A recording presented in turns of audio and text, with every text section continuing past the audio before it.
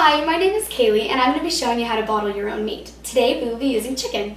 We have our bottles, they've been washed, you don't need to sanitize them. We have our chicken all ready to go. We have our jars, lids, and everything, so let's get started. Okay, first what you're going to need to do, you need to get these lids and you need to make sure that this lining that's rubber, it needs to be soft enough so that we can seal it right. So we're going to simmer these for about 2 minutes.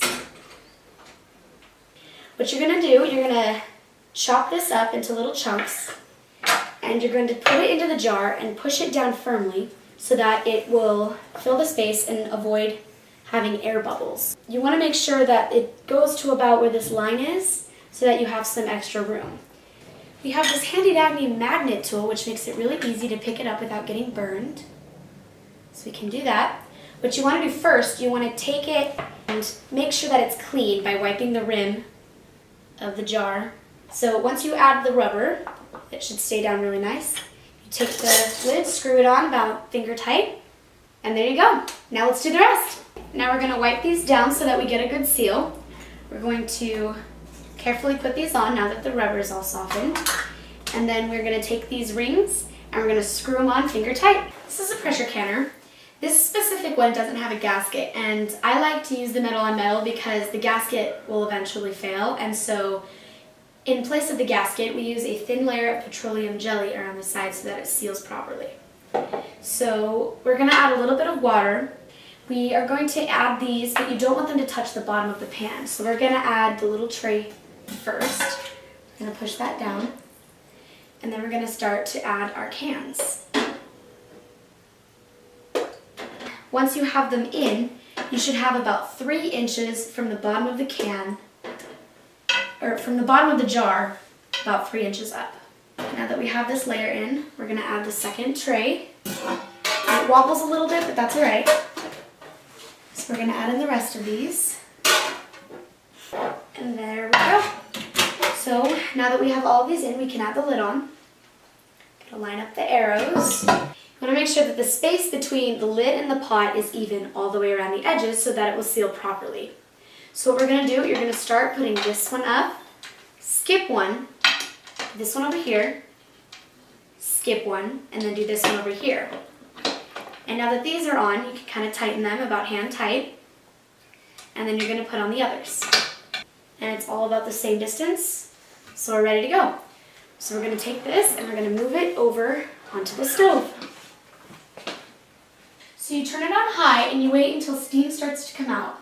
As soon as the steam comes out, be careful not to put your fingers near it because it is incredibly hot and it will burn you. Once that comes, we're going to cook it for about 10 minutes and then we're going to add the weight. Alright, so now that that's been steaming for about 10 minutes, we're going to add the weight. You have to be very careful, the steam is very hot. The weight is going to rattle a little bit.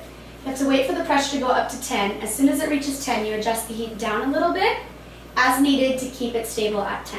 Now that we're at 10 pounds per pressure, the weight will be rattling a little bit. We need to make sure that the gauge stays stable by gradually decreasing the temperature to keep it there.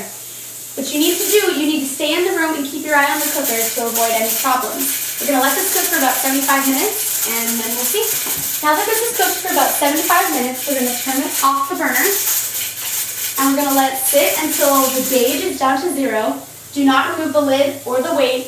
You need to let it sit for 20 minutes or so. Alright, we have let this sit long enough that the pressure has gone down to 0. And so we're going to take this weight off, but it's still hot, so we need to be careful and use the hot pad. Alright, so now we're ready to take off the lid. You need to open all of these.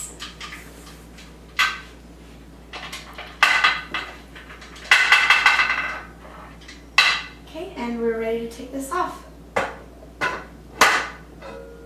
Alrighty.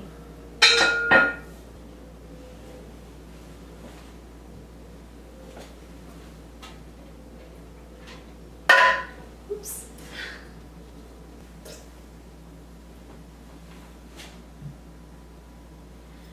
Alright, so now that we have them out, we can test them to see whether or not they sealed. Didn't make a sound, and when it doesn't make a sound, you know that it's sealed properly. If it does make a sound, then you have a problem. This one obviously didn't seal right. So either you can reprocess it or you can put it in the fridge and eat it soon. All right, I hope this was helpful because canning is a really fun, simple, easy thing you can do. It saves money and it's really beneficial for everyone. Happy canning. Canning chicken, canning chicken, canning chicken, yeah, we're canning chicken, canning chicken, canning chicken, canning chicken. We're gonna take off this weight, but it's still really hot, so we need to be careful.